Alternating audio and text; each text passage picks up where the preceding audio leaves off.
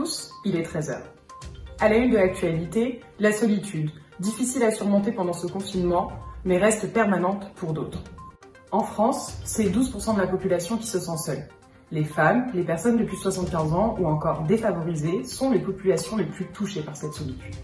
Les causes sont souvent diverses, licenciement, divorce, handicap ou encore absence de lien avec la famille ou les amis.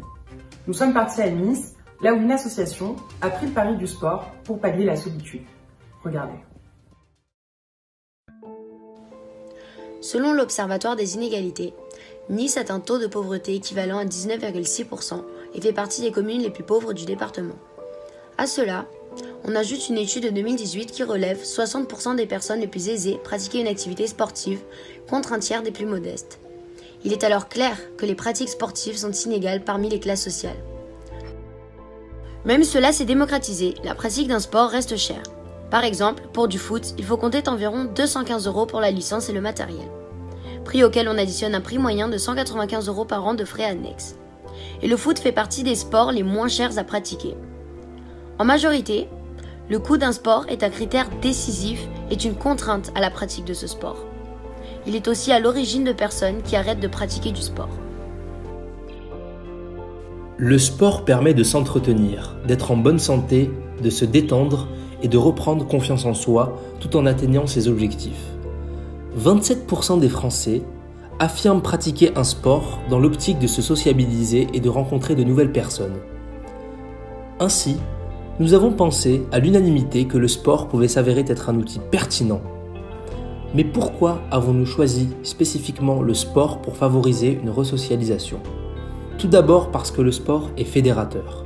En effet, les compétitions sportives exaltent toujours un sentiment d'appartenance à une équipe. Ainsi, il permet un renforcement des liens avec le groupe social, car on finit toujours par s'attacher à notre équipe. Le sport est également un moyen d'expression, car il permet d'interagir, de communiquer et de se faire accepter par les autres joueurs. C'est également un moyen de partage, puisqu'il permet de créer un contact avec autrui, quel que soit notre sexe, notre origine ou notre classe sociale. Le sport est un bon moyen de sociabiliser. Combien de personnes invitent des amis pour regarder un match de foot ? Le sport est un moyen de socialisation dans toutes ses pratiques. Les Français n'ont jamais été aussi soudés que pendant la victoire des Bleus. À travers le monde, les Français se sont rejoints dans les bars pour fêter cette victoire. Ils ont chanté dans les rues et porté le même maillot.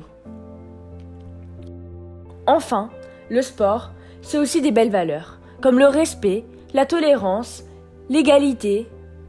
De nombreuses disciplines prônent également le dépassement de soi et la persévérance. Les sports collectifs développent en outre l'esprit de groupe. C'est notamment pour ça que les cours d'éducation physique sont importants. On pourrait d'ailleurs finir par lire cette phrase tirée en 2015 du bulletin officiel de l'éducation nationale.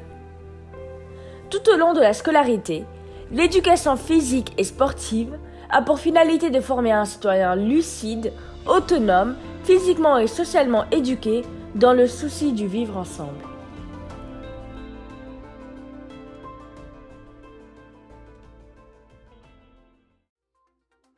Bonjour Lorenzo, tu es étudiant en école de commerce et vous avez créé une association Impact by Sport. Pourquoi ? Bonjour Madame Grandier, et merci de me recevoir. Au vu des inégalités sociales qui existent encore aujourd'hui, le sport a été une solution évidente pour nous. C'est comme ça que nous nous sommes lancés dans le projet Impact by Sport, l'impact bénéfique du sport sur les problèmes sociaux. L'objectif était d'organiser des événements sportifs avec des populations défavorisées qui n'en ont pas forcément les moyens, ou tout simplement qui ne sont pas exposées à ce genre de pratiques. Et comment fonctionne cette association ? Quels moyens utilisez-vous ou avez-vous mis en œuvre ?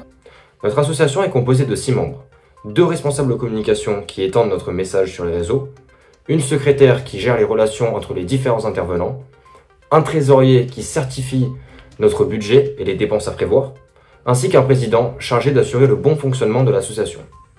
Pour frapper fort, nous avons collaboré avec une association représentative de cette pauvreté, qui soutient le combat depuis 35 ans, à savoir les Restos du Cœur. Nous avons pris plaisir à rencontrer dans les divers établissements niçois de notre association partenaire les personnes intéressées par notre projet. Nous ressortons évidemment unis et soudés de ce projet. Nous avons aussi Louise Maillot, une des directrices communication de l'association. Dans le cadre de votre école, j'imagine que vous avez réalisé des missions, des actions sociales pour récupérer des dons ou encore mener vos actions. Bonjour Madame Grandy, tout d'abord je tenais à vous remercier pour le temps que vous nous accordez.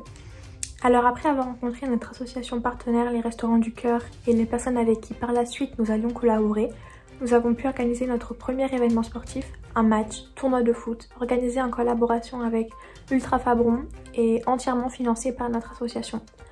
Ce premier événement nous a renforcés dans l'idée que le sport était un excellent moyen d'interaction et de sociabilisation. À la seconde où nous avons vu les participants repartir heureux et contents de communiquer entre eux, nous avons compris que nous avions réussi notre mission. Les fonds qui nous ont permis d'organiser cet événement ont été récoltés grâce à des actions que nous avons menées durant ces 4 derniers mois. Travailler au carnaval pendant toute une semaine en portant des grosses têtes, aide et assistance aux personnes âgées. Et nous avons également effectué des services à la sortie des grandes enseignes. Je pense notamment au car wash que nous avons fait. Cela nous a permis de rassembler les fonds nécessaires pour l'organisation d'autres activités sportives, telles qu'un cours de boxe, un cours de basket et une randonnée qui était prévue en collaboration avec l'association de randonneurs Montagne d'Azur. Malheureusement, suite aux circonstances qui ont touché le monde entier et donc au coronavirus, nous avons dû annuler ces activités car il était impossible de les faire.